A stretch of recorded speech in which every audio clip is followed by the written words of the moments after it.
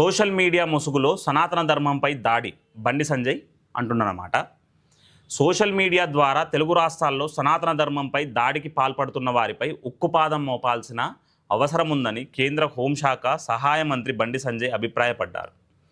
So రీసెంట్గా జరుగుతున్న పరిణామాలు ఏవైతే ఉన్నాయో ప్రశ్నారావణ్ లాంటి వాళ్ళని ఈరోజు కేసులు పెట్టేదాకా పరిస్థితులు ఎందుకు వచ్చినాయంటే, రాముని పైన, కృష్ణుని పైన, సనాతన ధర్మం పైన, హిందూ ధర్మం పైన విపరీతంగా దాడి చేసుడు, ముఖ్య నాయకులని, గౌరవప్రదమైన స్థానాలలో ఉన్న కొంతమంది నాయకులని, ముఖ్యమంత్రులని, ఉప ముఖ్యమంత్రులని వ్యక్తిగతంగా విమర్శించుడు, అదుపు లేకుండా భావ ప్రకటన స్వేచ్ఛ ఉందని బరితెగించి బూతులు మాట్లాడు, ఇవన్నీ చేస్తురు. కాబట్టి ఈరోజు ధర్మం పైన అయినా వ్యక్తిగతంగా విమర్శించినా తప్పకుండా చర్యలు తీసుకోవాలి, అరెస్టులు చేయాలి, కఠినమైన సెక్షన్లు పెట్టాలి అనేది బండి సంజయ్ గారి అభిప్రాయం. ఎందుకనంటే ఎప్పుడైతే అట్లాంటి దుస్తులని సమాజంలో తిరగనిస్తే అదే విధానం మిగిలిన పౌరులు కూడా అనుసరించే ప్రమాదం ఉంటుంది.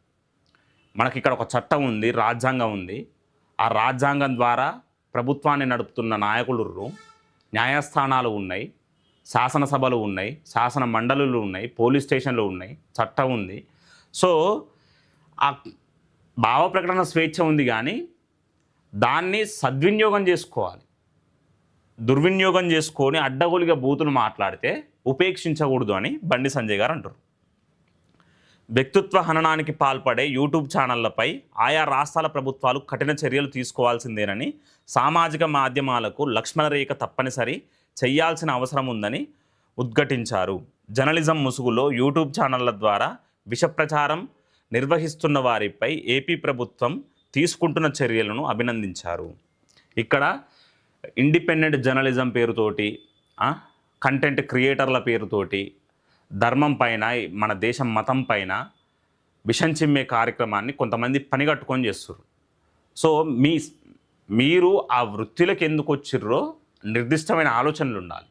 ప్రజలకి మంచి చేయాలి, ప్రజల సమస్యల మీద పోరాడాలి, ప్రజల సమస్యల గురించి ప్రశ్నించాలి, ఆ సమస్యలు ఏమున్నాయో గ్రౌండ్కు పోయి రిపోర్టింగ్ చేయాలి, ఇట్లాంటి మీద ఫోకస్ చేయాలి. కంటెంట్ అయితే ఇక historical, psychological, artificial intelligence, sciences, social sciences, విభిన్న రంగాల మీద కంటెంట్ని రాయవచ్చు. మీరు ఫేమస్ అయితందుకు, ఫాలోవర్స్ని పెంచుకుంటందుకు ఇష్టం వచ్చినట్టు హిందూ మతం పైన, హిందూ ధర్మం పైన విషం చిమ్ముతే ఏదో ఫాలోవర్లు పెరుగుతారు, సబ్స్క్రైబర్లు పెరుగుతారు, ఫారెన్ ఫండింగ్ వస్తుంది, కొన్ని పార్టీలు కొమ్ము కాస్తాయని నమ్ముకొని అడ్డగోలుగా మాట్లాడితే ఈరోజు ప్రశ్నారావం కాని పరిస్థితి ఏమైంది? అన్లాఫుల్ యాక్టివిటీస్ ప్రివెన్షన్ యాక్ట్ కింద జైల్లో ఉండు. సో అట్లాంటి పరిస్థితే అడ్డగోలుగా మాట్లాడేటోళ్ళకి వస్తుందనేది బండి సంజయ్ గారి అభిప్రాయం. తెలంగాణలో మాత్రం కాంగ్రెస్ ప్రభుత్వం ఈ విషయంలో చూసి చూడనట్లు వ్యవహరిస్తుందని, దీనివల్ల సమాజానికి మరింత నష్టం వాటిల్లుతుందని ఆందోళన వ్యక్తం చేశారు. ఇటీవల జనసేన తరపున రాజ్యసభ సభ్యుడిగా ఎన్నికైన లింగమనేని రమేష్ మంగళవారం సంజయ్ను మర్యాదపూర్వకంగా కలవగా తెలుగు రాష్ట్రాల్లో సోషల్ మీడియా తీరుపై వారిద్దరు చర్చించుకున్నారు. సో ఇక్కడ లింగమనేని రమేష్ గారు రీసెంట్గా రాజ్యసభ సభ్యునిగా ఎన్నుకోవడం జరిగింది. సో ఆయన మర్యాదపూర్వకంగా బండి సంజయ్ గారిని కలిసారు.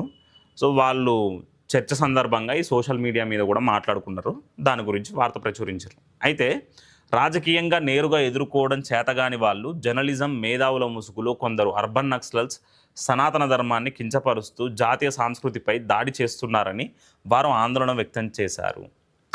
ఇది అంటే వీళ్ళకి ఏం డ్రీమ్ ఉంటుందని అంటే ప్రజాదరణ పొందాలి, ప్రజలు ఫాలో కావాలి, ఇన్ఫ్లుయెన్సర్ లెక్క మారాలని ఉంటుంది.